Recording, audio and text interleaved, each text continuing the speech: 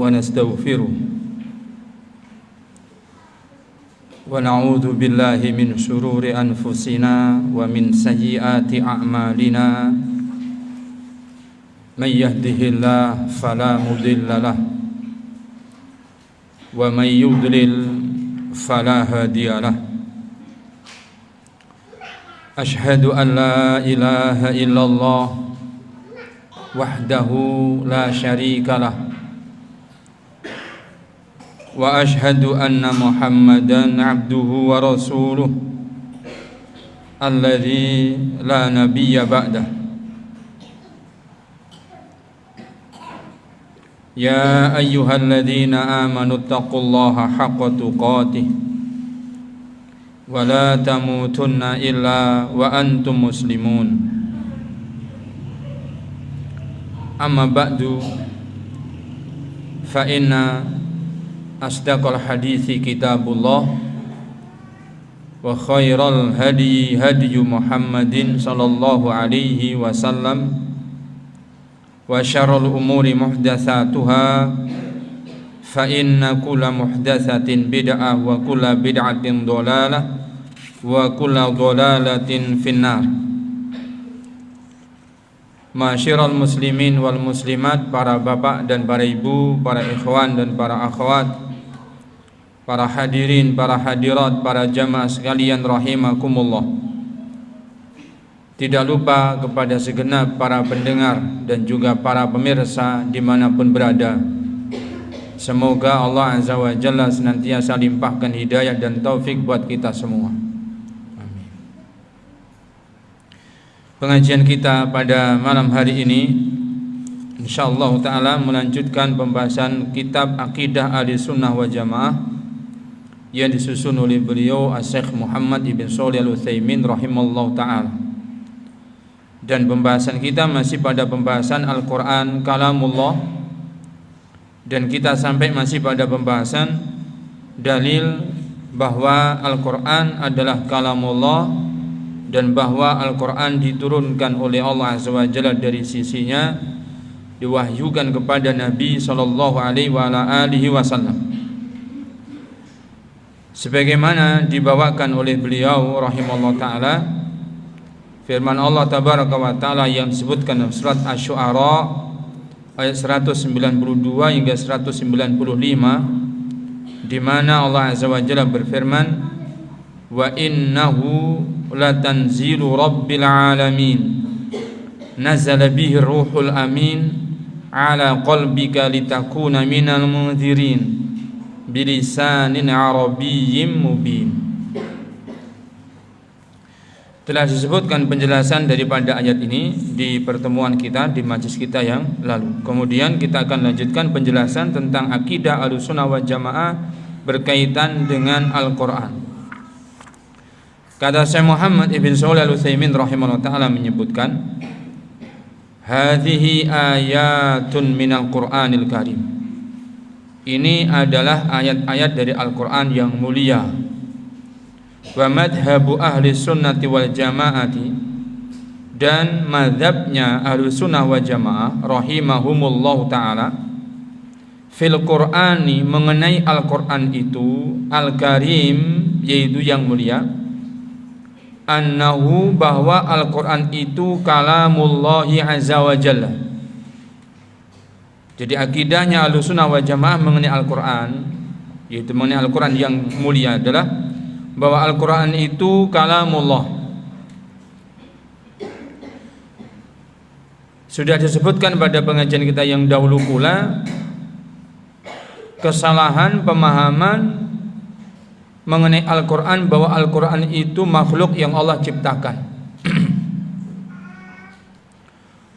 Pemahaman bahwa Al-Quran itu adalah makhluk yang Allah ciptakan, maka ini keliru. Yang benar bahwa Al-Quran itu adalah kalamullah. Maka harus dipahamkan mengenai Al-Quran kalamullah ini, supaya apa? Supaya tidak keliru, supaya tidak salah paham tentang Al-Quran kalamullah. Kata para ulama, Al-Quran kalamullah itu adalah yang tertulis fis sutur. Jadi yang tertulis di tulisan-tulisan mushaf Al-Quran. Yang tertulis adalah kalamullah yang malfuzun bil alsun, yang terlafadzkan oleh lisan-lisan. Yang terlafadzkan oleh lisan-lisan adalah kalamullah. Mahfuzun fis sudur, yang terjaga di dada-dada, berarti yang dihafal. Maka yang terjaga di dada-dada itu adalah kalamullah. Maka apa yang semakna dengan itu, kalau di masa dulu adanya yaitu tadi, nah, yang maktubun fis sutur, yang tertulis di tulisan-tulisan mushaf Al-Quran. Kemudian yang malfuzun bil alsun, yang terlafadzkan oleh lisan. Mahfuzun fis sudur, yang terjaga atau yang terpelihara di dada-dada para penghafal Al-Quran. Itu semuanya adalah kalamullah. Termasuk berarti yang sekarang ini ada, yang dahulu belum ada, yang tersimpan di kaset-kaset atau yang terekam di kaset-kaset, yang tersimpan di memori-memori, yaitu di memory card, yang tersimpan di flash disk dan yang semisalnya. Maka yang tersimpan itu adalah kalamullah. Ini dijelaskan oleh para ulama untuk membedakan mana yang benda yang itu makhluknya Allah, mana yang kalamullah. Lisannya pembaca Al-Quran makhluk, Allah menciptakannya.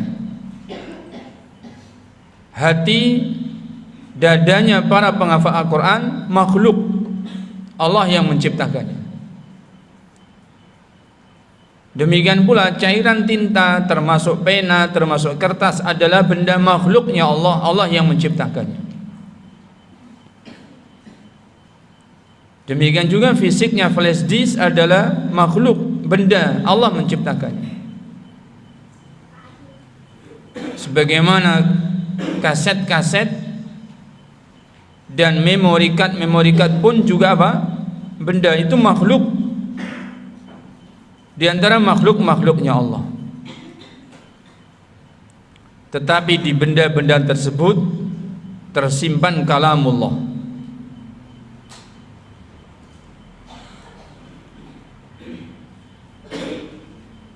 Ini untuk apa? Membedakan mana yang benda yang itu adalah makhluk-makhluknya Allah, yang mana yang kalamullah. Sehingga yang masmu'un bil a'yun ay bil udhun, yang terdengar oleh telinga-telinga itu adalah kalamullah.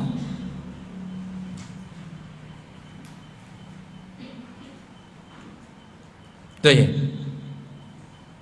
Zatnya suara makhluk, Allah yang menciptakan. Tapi yang tersuarakan sehingga terdengar oleh telinga-telinga adalah kalamullah.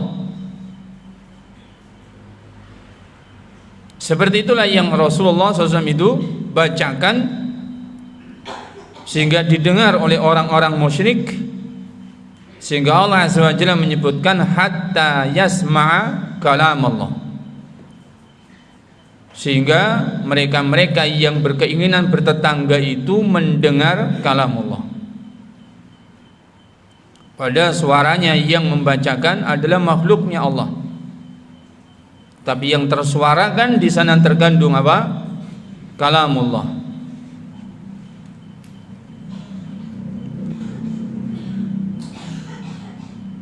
Sehingga akidahnya Ahlussunnah wal Jamaah tentang Al-Quran, bahwa Al-Quran Al-Karim adalah kalamullah,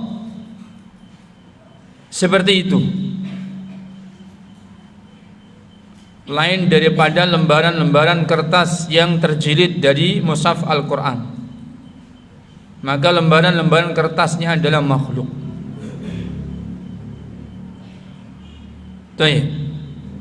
Itu yang pertama, bahwa Al-Quran kalamullah. Kemudian Al-Quran itu munazzalun,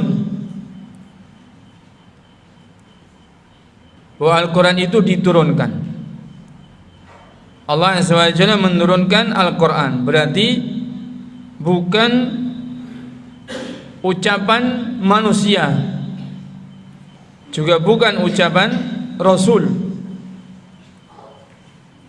tetapi firman Allah SWT yang Allah turunkan.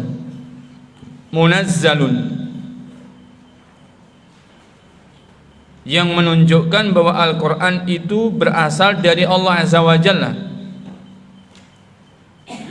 bahwa Allah Azza wa Jalla yang berfirman, Allah Azza wa Jalla yang menurunkan.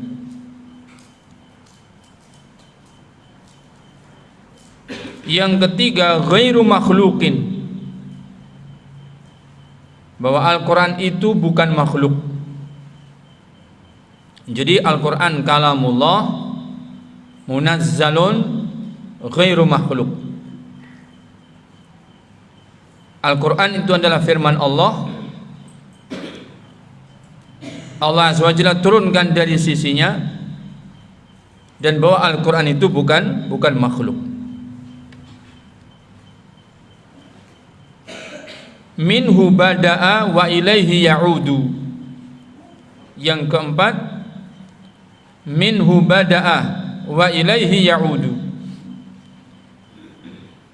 darinya, yaitu dari Allah Azza wa Jalla, bada'a, mulanya Al-Quran itulah dari Allah, bukan dari Jibril, juga bukan dari Nabi Muhammad SAW, tapi dari Allah Tabaraka wa Ta'ala. Seperti sudah disebutkan bahwa tidaklah dikatakan yang berfirman kecuali yang darinya firman tersebut bermula. Seperti hanya tidaklah dikatakan orang yang memiliki ucapan kecuali memang dari lisannya langsung ucapan itu keluarnya. Kalau tidak langsung dari lisannya, maka tidak dikatakan itu adalah ucapannya, tapi dia dikatakan telah menukil ucapan yang lainnya, berarti itu nukilan. Sedangkan akidah Ahlussunnah wal Jamaah tidak begitu. Diyakini bahwa minhu bada'ah, darinya Subhanahu wa ta'ala bermulanya Al-Quran. Yang kelima, wa ilaihi ya'udu, dan kepadanya, yaitu kepada Allah Azza wa Jalla, ya'udu, kelak akan kembali. Al-Quran nanti akan kembali kepada Allah Tabaraka wa Ta'ala.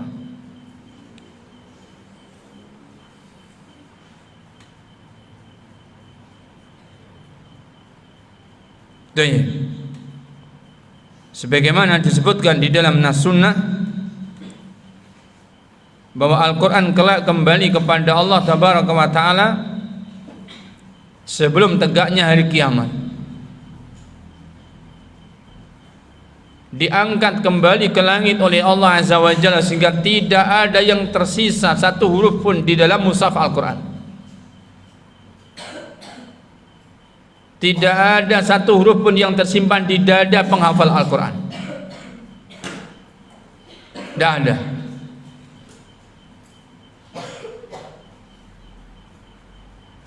Karena Allah Azza wa Jalla yang mengangkat kembali kepadanya. Wa ilaihi ya'udu, dan kepadanya Subhanahu wa ta'ala kelak akan kembali. Itu Al-Quran.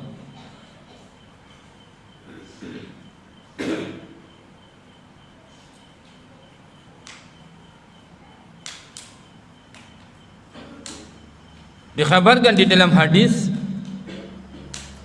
bagaimana Al-Quran itu oleh Allah sudah diangkat pada malam hari, menjelang tegaknya hari kiamat nanti. Sehingga begitu waktu pagi tidak ada lembaran-lembaran mushaf kecuali tinggal kertas-kertasnya saja. Tidak ada yang tersisa di dada penghafal Al-Quran. Diangkat oleh Allah SWT.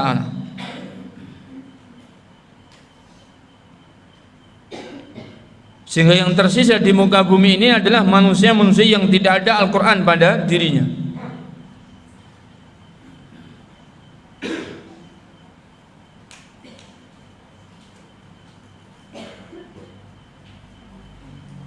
Kemudian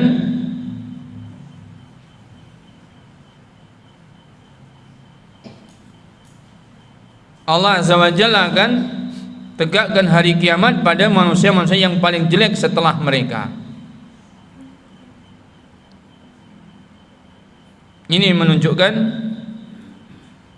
bahwa Al-Quran kelak akan kembali kepada Allah Subhanahu wa ta'ala.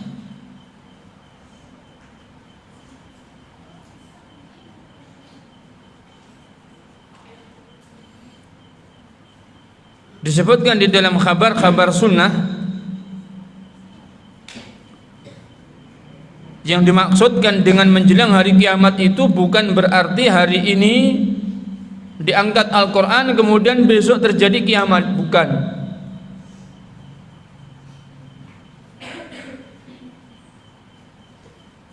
Yang dimaksudkan bahwa ketika manusia berpaling dari Al-Quran,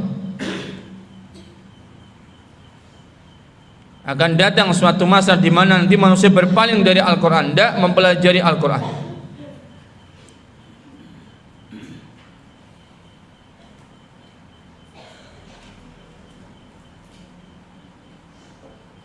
Idza kana an-nasu la yarfa'una ra'san bil Qur'an, yaitu ketika manusia tidak lagi perhatikan Al-Quran.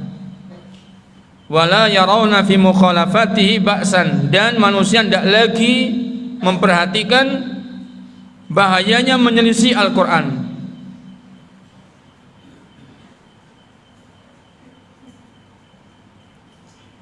Sehingga Al-Quran bagi manusia di saat itu bimanzilatil ul'ubah, layaknya mainan-mainan yang lain.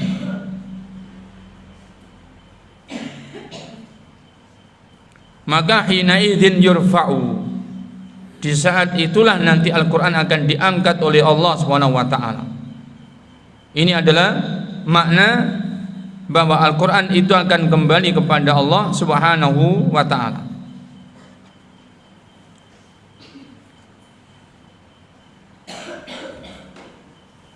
Begitu akidahnya Ahli Sunnah wal Jamaah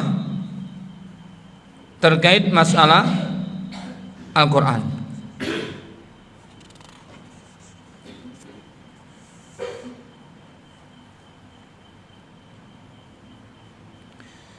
Ada faedah bagaimana dengan hadis qudsi. Hadis qudsi itu hadis apa? Hadis qudsi.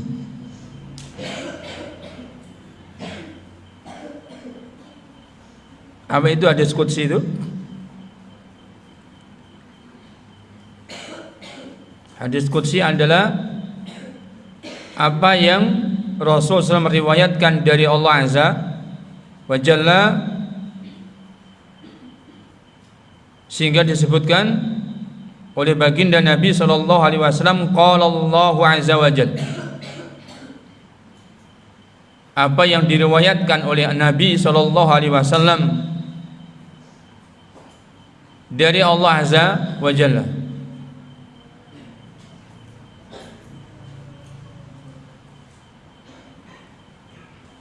Apakah hadis qudsi itu juga kalamullah?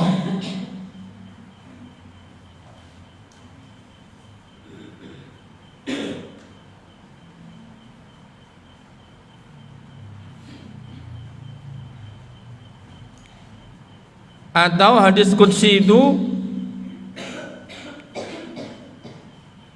makna yang diriwayatkan Nabi dari Allah Azza wa Jalla. Tuh.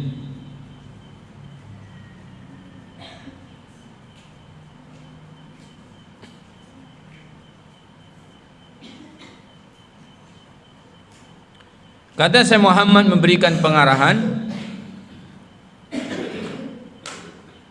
seorang Ahlussunnah wal Jamaah tidak boleh mengatakan kalimat itu diputus. Tidak boleh dia mengatakan apakah hadis qudsi itu kalamullah atau sekedar makna yang diriwayatkan oleh Nabi SAW darinya, yaitu dari Allah. Tidak boleh bertanya seperti itu.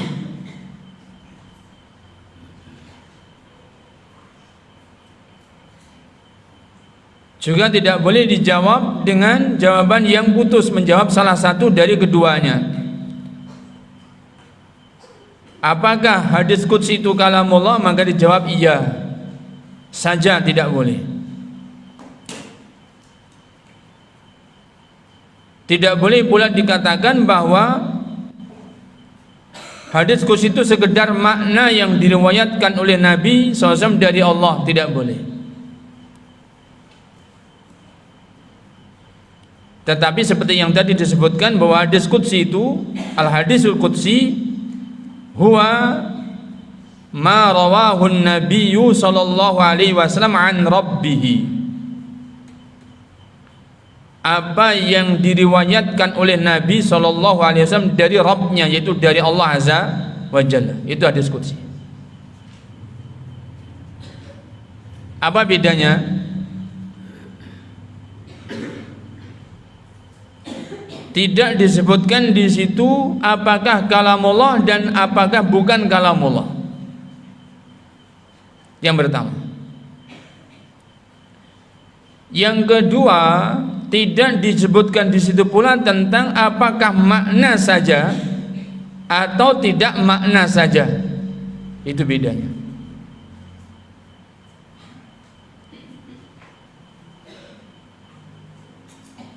Jadi al-hadisul qudsi, hadis qudsi itu adalah huwa ma rawahu nabi sallallahu alaihi wasallam an rabbih. Apa yang diriwayatkan oleh Nabi sallallahu alaihi wasallam dari Rabbnya, yaitu dari Allah Azza wa Jalla. Sudah seperti itu. Ini sama seperti apabila seorang Ahlussunnah wal Jamaah ditanya apakah Allah Azza wa Jalla memiliki sifat marah? Apakah Allah SWT memiliki sifat murka? Padahal marah dan murka itu sifat yang tidak baik bagi manusia. Bagaimana Allah SWT disifati dengan sifat yang tidak baik? Maka itu sifat kebingungannya manusia. Dan tidak boleh seorang Ahlussunnah wal Jamaah bingung sebagaimana orang-orang yang bingung. Ahlussunnah wal Jamaah ketika ditanya tentang masalah seperti itu, maka disebutkan bahwa Allah Azza wa Jalla memiliki sifat marah kepada hamba yang berhak dimarahi. Allah Azza wa Jalla murka kepada hamba yang berhak dimurkai. Tidak dikatakan Allah tidak memiliki sifat marah, tidak. Karena apa? Karena itu akan menafikan sifat Allah. Juga tidak dikatakan hanya bahwa Allah memiliki sifat marah, karena nanti akan apa? Konotatif, sifatnya menjadi sifat negatif, tidak boleh. Sehingga Ahlussunnah wal Jamaah menyebutkan Allah Azza wa Jalla memiliki sifat marah terhadap hamba yang berhak dimarahi. Allah Azza wa Jalla akan murka kepada hamba yang berhak dimurkai, menunjukkan bahwa kemarahan dan kemurkaan Allah SWT dengan hikmahnya subhanahu wa ta'ala, yang itu berbeda dengan marahnya makhluk. Kalau manusia ya, kalau makhluk ini sedikit-sedikit marah gitu ya, siapapun dimarahi, berhak dimarahi apakah tidak, yang penting dimarahi. Sedangkan Allah SWT tidak demikian. Ta'ala Allah amma yasifun uluwan kabira. Allah SWT maha suci dari apa yang disifatkan oleh sebagian kalangan dan maha tinggi setinggi-tingginya.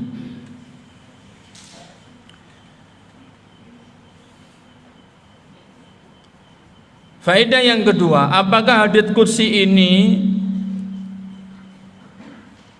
bisa digabungkan dengan Al-Quran? Artinya bahwa hadits qudsi itu juga Al-Quran.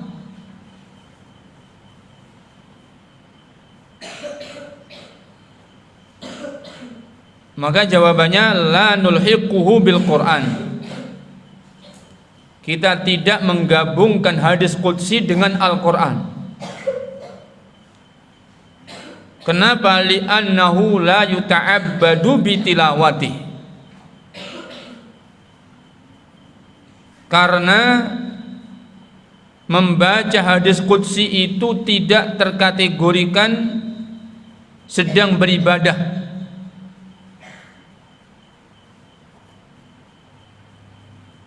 Sedangkan membaca Al-Quran maka tergolongkan ibadah. Jadi yuta'abbad, seseorang beribadah kepada Allah SWT secara khusus dengan membaca Al-Quran, tapi itu tidak dengan membaca hadis qudsi. Bukan berarti membaca hadis qudsi tidak berpahala, bukan. Berpahala tetapi berbeda dengan membaca Al-Quran. Yang membaca Al-Quran itu yuta'abbadu. Makanya di dalam sholat yang dibaca apa? Al-Quran apa hadis qudsi? Al-Quran. Ya, dimaksudkan dengan qiraah di saat sholat adalah membaca Al-Quran apa membaca hadis qudsi? Membaca Al-Quran. Itu dimaksudkan dengan qiraah di dalam sholat. Maka itu maknanya bahwa membaca Al-Quran yuta'abbad, ada beribadah khusus dengan Al-Quran, tetapi hadits qudsi tidak demikian. Demikian juga bedanya dengan Al-Quran. Kalau membaca Al-Quran itu, sejumlah ulama memandang bahwa ini mustahab, adalah mustahabnya muakkad. Apa itu? Disyaratkan toharoh, disyaratkan punya suci. Dianjurkan dan anjurannya mustahabnya adalah muakkad. Sedangkan hadits qudsi tidak.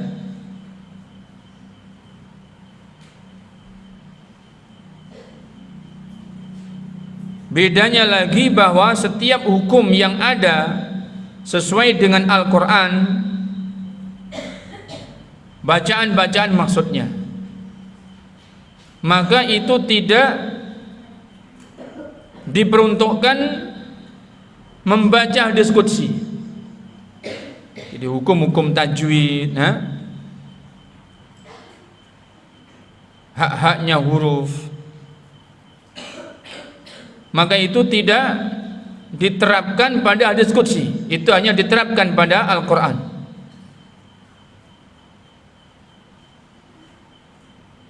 Itu diantara apa? Beda daripada hadis qudsi yang itu adalah hadis qudsi dan Al-Quran.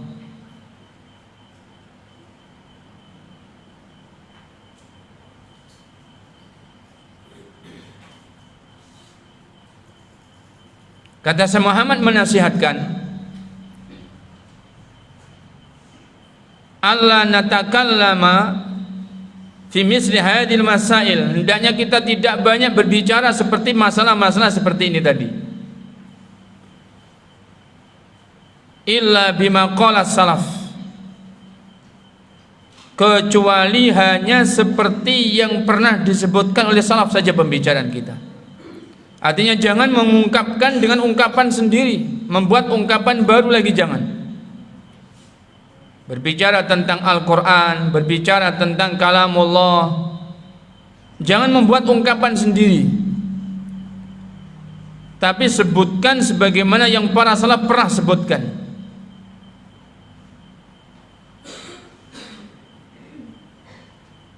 Jadi yang pertama, kita tidak boleh banyak berbicara tentang masalah ini.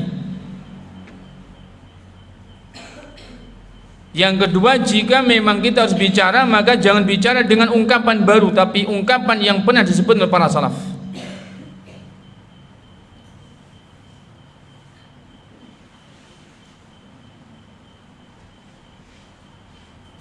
Karena terkadang ya, dalam perbincangan yang lepas disebutkan ungkapan-ungkapan yang berbeda, itu nanti justru akan menyimpang dari akidah Ahlussunnah wal Jamaah.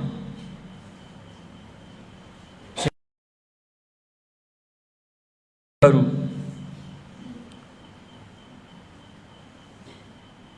oleh karenanya jarang sekali didapati pembahasan masalah ini dalam pengajian-pengajian. Baru didapati yang seperti ini di kelas-kelas, di pendidikan pembahasan kitab-kitab ulama. Itu baru didapati pembahasan-pembahasan yang seperti ini.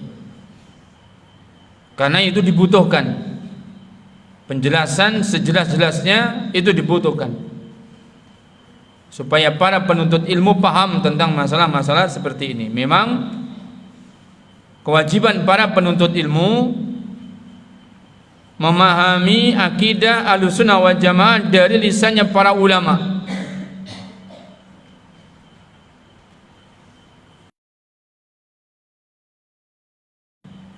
Sehingga dibacakan kitab akidah Ahlussunnah wal Jamaah yang bermacam-macam, sesuai dengan tingkatannya, sesuai dengan pembahasannya.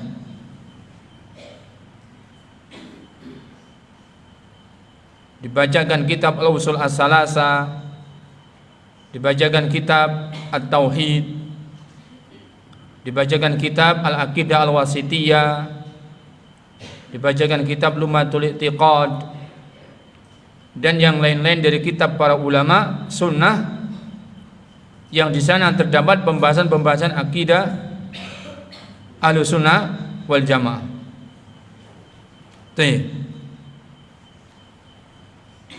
Ada kitab Syarah I'tiqad Ahlussunnah wal Jamaah Imam Al-Lalikai yang panjang dan bagus kitab itu. Sudah kita pesankan dan sudah ada di maktabah, sudah ada di perpustakaan yang ada di kantor situ. Semoga Allah SWT memudahkan kita untuk bisa membacanya. Kalau itu kita baca,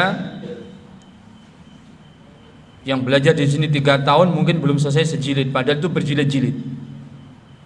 Berarti harus belajar di sini berpuluh-puluh tahun untuk menyelesaikan kitab itu. Siap antun. Belajar di sini berpuluh-puluh tahun. Caranya gimana? Setelah selesai khidmah, setelah khidmah menikah, tinggal di sini, ngajar di sini bersama suaminya. Nah, nanti saatnya dibacakan kitab itu bisa ikut. Syarah Usul I'tiqad Ahlussunnah wal Jamaah Imam Al-Lalikai atau Al-Lalikai rahimallahu taala. Baik para akhwat, para bapak, para ibu yang dirahmati Allah Subhanahu wa taala, begitu disebutkan oleh Syekh Muhammad Ibn Shalih Al-Utsaimin rahimahullah taala. Kemudian pada kalimat yang selanjutnya beliau mengatakan,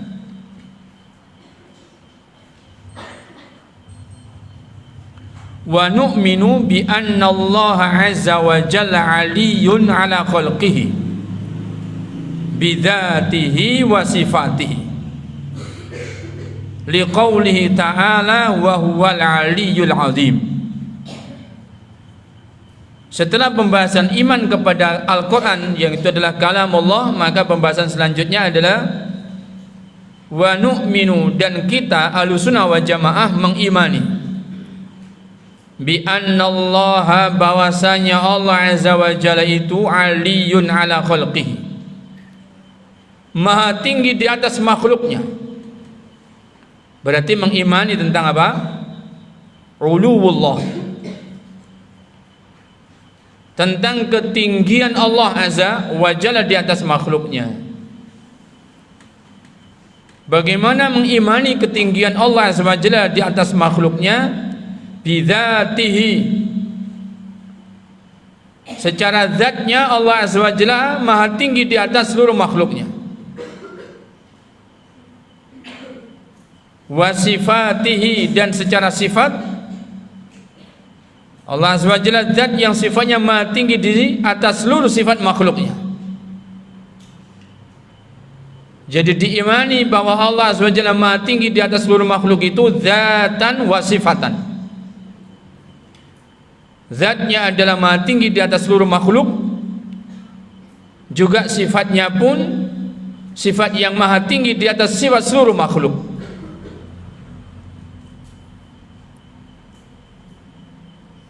Liqaulihi ta'ala, berdasarkan firman Allah Ta'ala, wa huwal aliyyul azim, dan dia adalah zat yang maha tinggi, zat yang maha agung.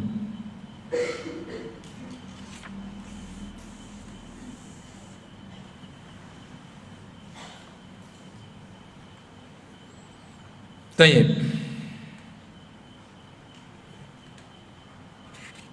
Wa qawlihi, dan juga berdasarkan firman Allah tabaraka wa ta'ala,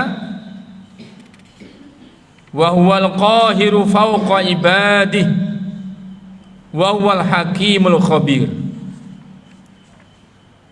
dan dia adalah zat yang maha memaksa di atas hamba-hambanya, dan dia adalah zat yang maha bijaksana dan zat yang maha mengkhabarkan.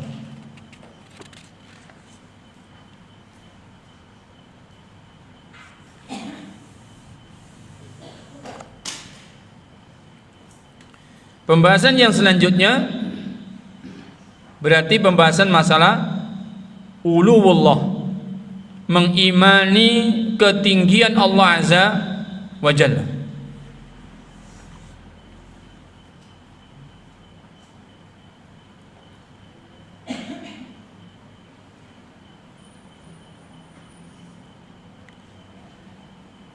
Bedanya imannya Ahlussunnah wal Jamaah dengan imannya mereka yang menyimpang dari akidah Ahlussunnah.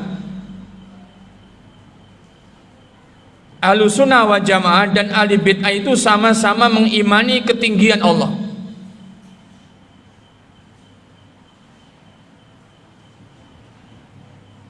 Hanya bedanya kalau Ahlussunnah wal Jamaah mengimani ketinggian Allah itu zatan wa sifatan, sedangkan ahli bid'ah yang menyimpang dari akidah Ahlussunnah wal Jamaah itu mengimani ketinggian Allah itu hanya sifatan.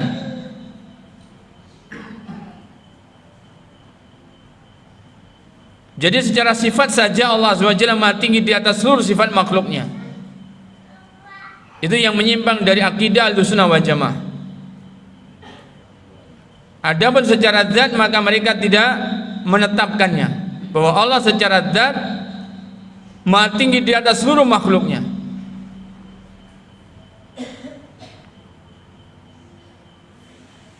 Makanya pembahasan yang seperti ini harus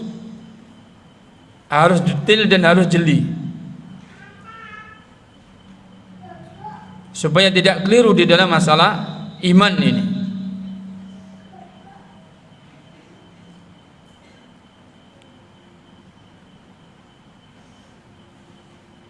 Mengenai ketetapan bahwa Allah SWT maha tinggi dengan sifatnya yang sama antara Ahlussunnah dengan yang menyelisih Ahlussunnah, yaitu ahli bid'ah, itu tidak keliru, itu benar. Benar bahwa Allah SWT maha tinggi dengan sifat-sifatnya.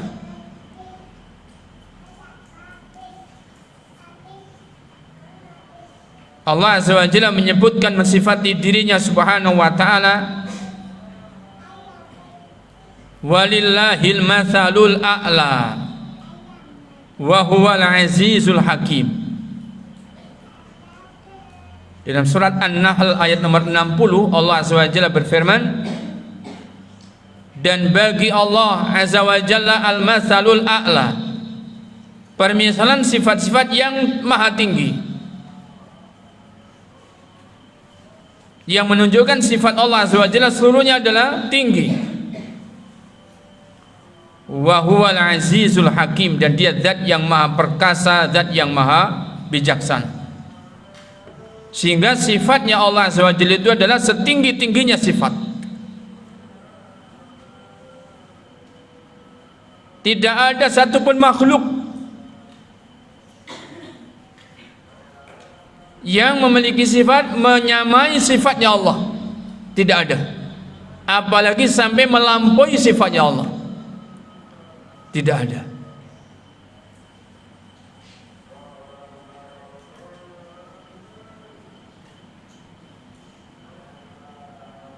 Dan tidak ada ahli bid'ah yang menyamakan sifat Allah dengan sifat makhluk.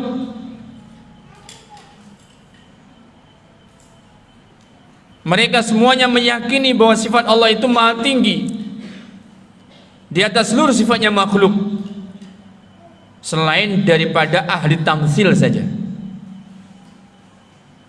Ahli bid'ah dari kalangan ahli tamtsil saja.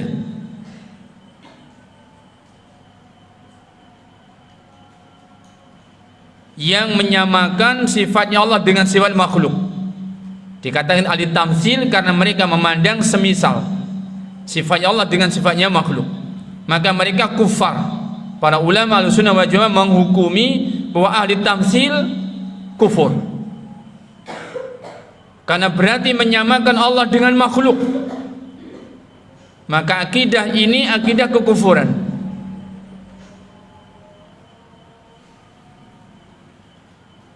Akidahnya ahli tamtsil.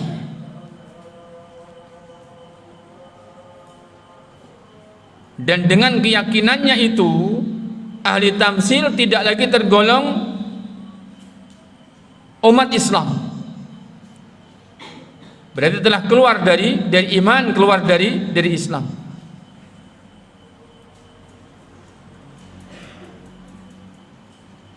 Karena apa? Keyakinannya bahwa Allah SWT itu semisal dengan makhluk. Jadi sifat-sifat Allah itu semisal dengan makhluk.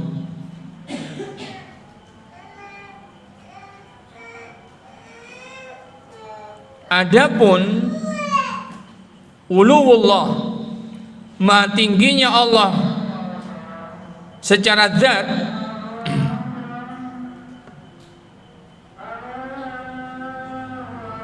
maka tidak ada yang meyakininya kecuali Ahlussunnah wal Jamaah.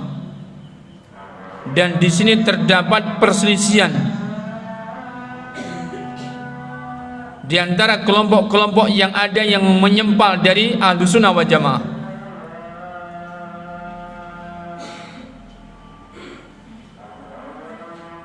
Sedangkan Ahlussunnah wal Jamaah meyakini bahwa Allah Azza wa Jalla aliyun bidzatihi kama huwa aliyun bisifatihi. Akidah Ahlussunnah wal Jamaah menetapkan bahwa Allah Azza wa Jalla aliyun bidzatihi kama annahu aliyun bisifatihi, bahwa Allah Azza wa Jalla maha tinggi zatnya di atas seluruh makhluk, sebagaimana Allah Azza wa Jalla maha tinggi sifat-sifatnya di atas seluruh sifat-sifatnya makhluk.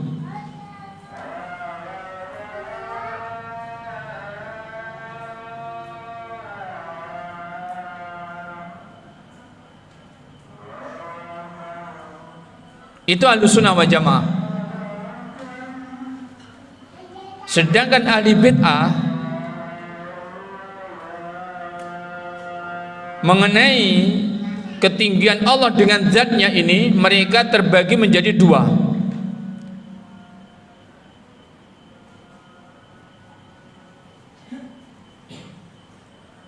Kelompok yang pertama, mereka meyakini bahwa Allah Azza wa Jalla zatnya itu di mana-mana.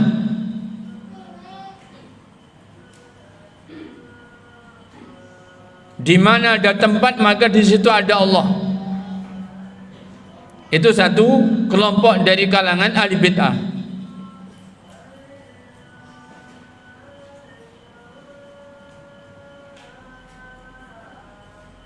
Dan Ahlussunnah wal Jamaah berlepas diri dari akidah ini.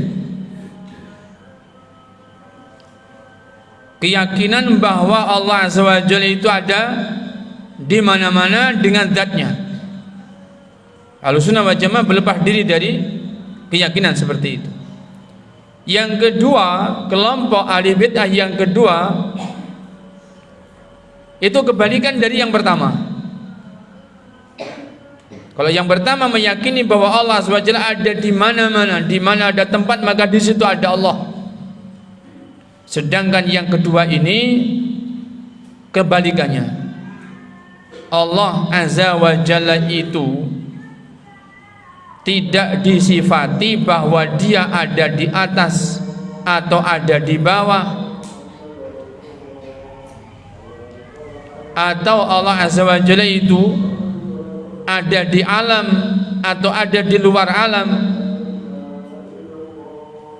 atau Allah Azza wa Jalla itu di dalam alam atau di luar alam, begitu dan seterusnya.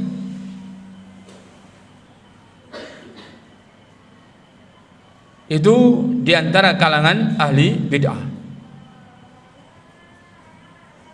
Sedangkan Ahlussunnah wal Jamaah, bagaimana keyakinan Ahlussunnah wal Jamaah bahwa Allah Azza wa Jalla aliyun bidzatihi kama annahu aliyun bisifatihi, bahwa Allah Azza wa Jalla secara zatnya adalah maha tinggi di atas seluruh makhluknya, sebagaimana secara sifat Allah Azza wa Jalla adalah maha tinggi di atas seluruh sifat-sifat makhluknya. Insyaallah ta'ala kita akan lanjutkan pembahasan ini di pertemuan pengajian kita yang akan datang. Semoga Allah Azza wa Jalla memberikan pemahaman kepada kita dengan sebaik-baiknya. Allahumma amin. Wa salawatullah wa salam ala nabiyyina wa habibina Muhammadin wa ala alihi wa sahbihi wa sallam walhamdulillahi rabbil alamin.